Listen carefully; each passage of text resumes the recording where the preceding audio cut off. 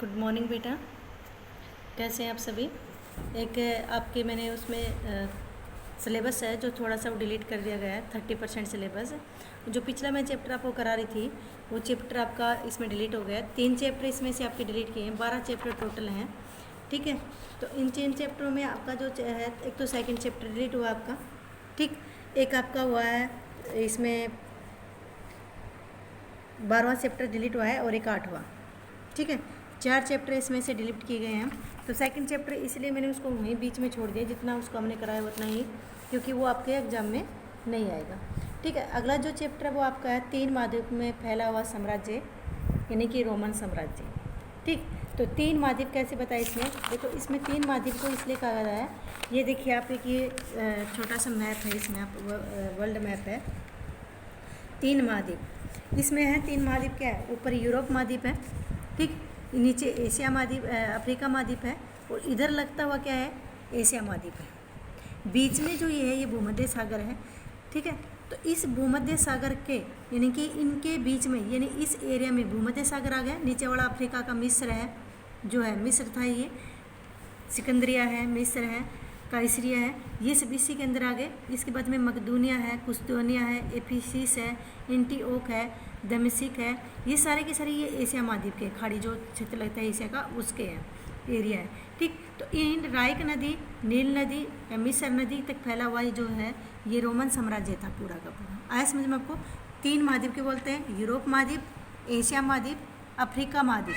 ठीक है, इन तीनों महाद्वीपों के बीच में फैला हुआ एक साम्राज्य था जिसको रोमन साम्राज्य के नाम से जाना जाता है। रोमन साम्राज्य को जानने के लिए देखो, हमें अगर बात करें तो ये बहुत सबसे पुरानी और सबसे सभ्यता को माना जाता है। आज से लगभग रोमन जो साम्राज्य है उसमें गणतंत्र लगभग कब हो गया था, 510 ईस्वी पूर्व से 27 ईस्वी पूर्व। यानी कि देखो, मैं आपको एक दिन पहले हिस्ट्री पढ़ाई थी, तब मैंने आपको बताया था कि ईस्वी पूर्व अलग चीज़ होती है, ईस्वी अलग होती है। ईस्वी पूर्व क्यों, कि जो हमारा कैलेंडर आज चल रहा है जनवरी फरवरी, ये ईस्वी संवत है, आगे समझ। और ईस्वी संवत में क्या है कि ईसा मसीह के जन्म के बाद में, ईसा मसीह के जन्म से लेकर जो आगे की जो कैलेंडर शुरू किया गया था वो ईस्वी में आता है। उससे पहले की जो गणना होती थी वो किस में आती थी, ईस्वी पूर्व में। तो ईस्वी पूर्व के जो कैलेंडर की जो गणना की जाती थी वो उल्टी चलती थी, जैसे 100, 99, 98, 97, ठीक है, 96, 95, इस तरह से उल्टी गिनती होती थी उसमें। तो इसमें क्या है कि माना जाता है सबसे पहले दुनिया की अगर किसी सभ्यता में गणतंत्र की स्थापना की गई थी, लोकतंत्र की, तो वो थी रोमन साम्राज्य में। और एक कब शुरू हुई थी, 510 से लेकर 27 ईस्वी तक यहाँ पे रोमन साम्राज्य में गणतंत्र की स्थापना की गई थी, यह चला था। अर्थात 500 वर्ष के दीर्घकाल तक अस्तित्व में रहा। इसी बीच रोमन नगर राज्य के विशाल और शक्तिशाली साम्राज्य के रूप में बढ़कर सामने आया। अगर हम बात करें 264 ईस्वी पूर्व से 186 ईस्वी पूर्व तक इस गणतंत्र के 3 प्यूनिक युद्धों के द्वारा अपने क्षेत्र का विस्तार किया और एक साम्राज्य बन गया।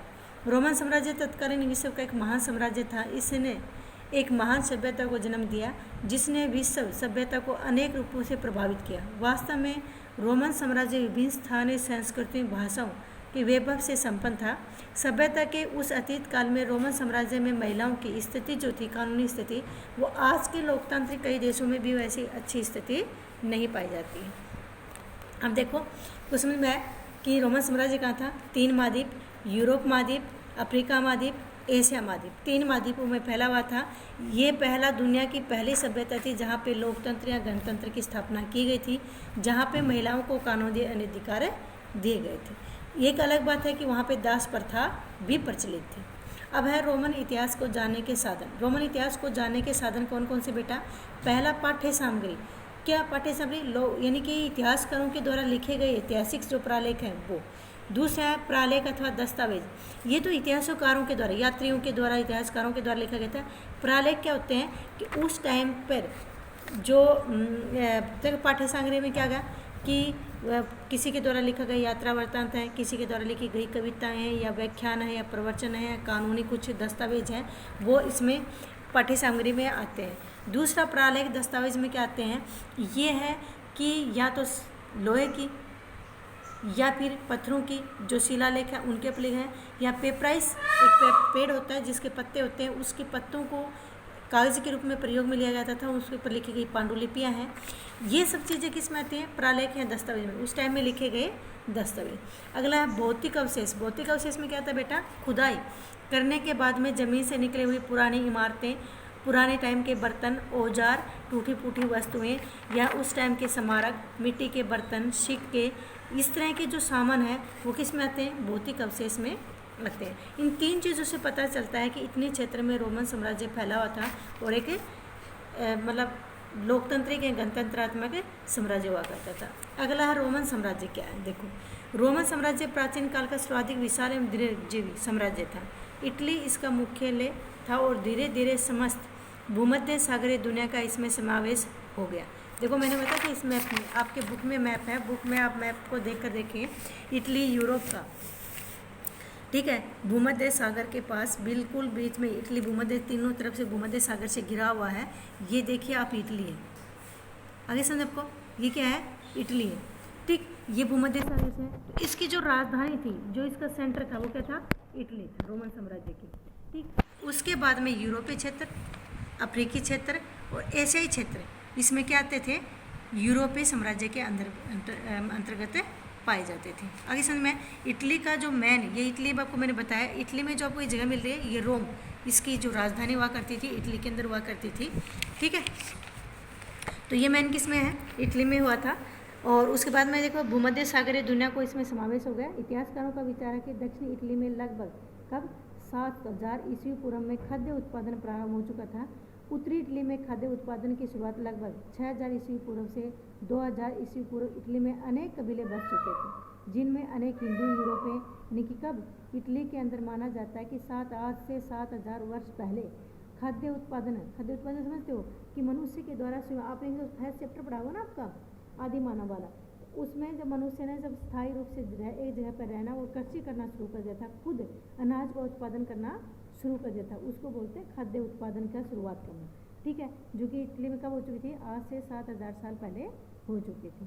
ठीक, और उसके बाद में 6000 ईस्वी पूर्व से हुई खाद्य उत्पादन की शुरुआत, आज से 6000 ईस्वी पूर्व हुई। 2000 ईस्वी पूर्व इटली अनेक कबीले, क्योंकि जैसे खाद्य उत्पादन हुए, लोगों ने स्थायी रूप से एक जगह पर रहना शुरू कर दिया और उसके साथ में क्या, उन्होंने पशुपालन, घर बनाना या झोपड़ियाँ बनाना या अपने छोटे छोटे समूह बनाना, जो समूह आगे जाकर कबीलों के रूप में प्रसिद्ध हुए या कबीले बन गए। और ये कबीले क्या थे? हिंदू भी, यूरोपीय भी और कई अलग दूसरे जाति मतलब धर्म के कबीले भी उसमें शामिल थे। ठीक है, 8वीं शताब्दी ईस्वी पूर्व लोहे का व्यापक प्रयोग होने लगा। लगभग इसी समय एस्ट्रकन आबादी वाले क्षेत्रों में कुछ तीव्र परिवर्तन हुए, जिनके परिणाम से वहाँ शहरीकरण प्रारंभ हुआ। इतिहासकारों के विचारानुसार एट्रस्कन प्राक रोमन इटली सर्वाधिक विकसित समुदाय था। 800 से लेकर 700 ईस्वी पूर्व काल में मध्य इटली अधिकांश भाग उनके अधिकार में था। लातिन भाषी लोग, जिनके पश्चिम मध्य इटली स्थित क्षेत्र एस्ट्रकन सभ्यता के केंद्रों के आसपास थे, इन एट्रस्कनों के अत्यधिक प्रभावित थे। एट्रस्कनों के अत्यधिक प्रभावित थे।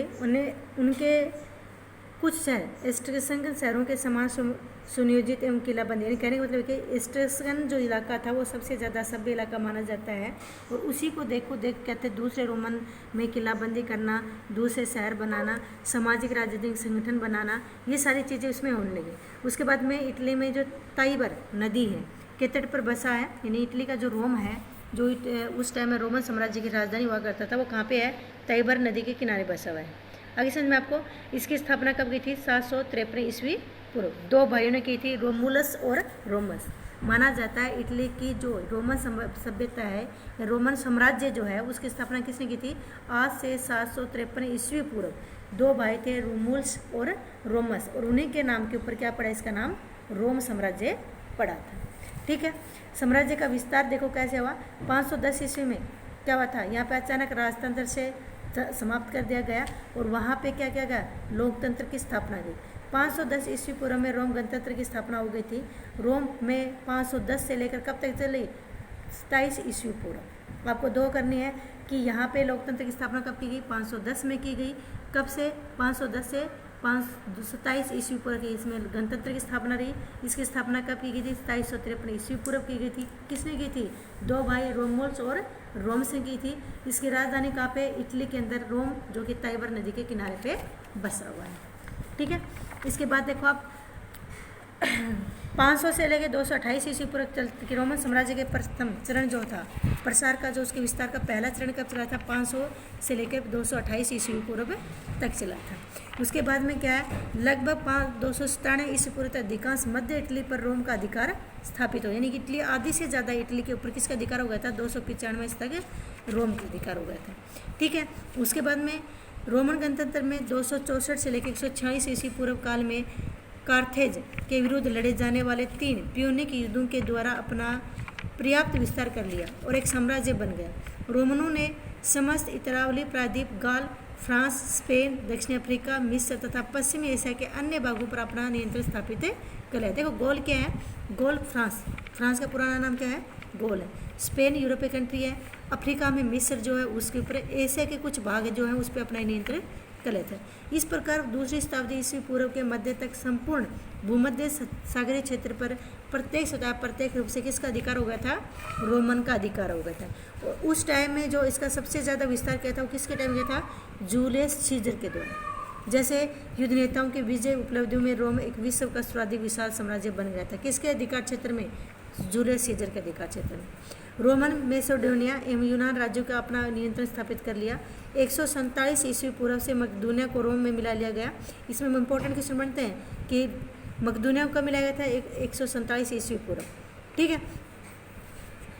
तो इस प्रकार से क्या था, धीरे धीरे इटली का विस्तार किया गया। इसमें 510 से लेकर 510 से 27 ईस्वी पूर्व तक इसमें गणतंत्र की स्थापना की गई।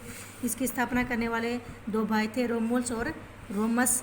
757 में इसकी ईस्वी पूर्व इसकी स्थापना की गई थी।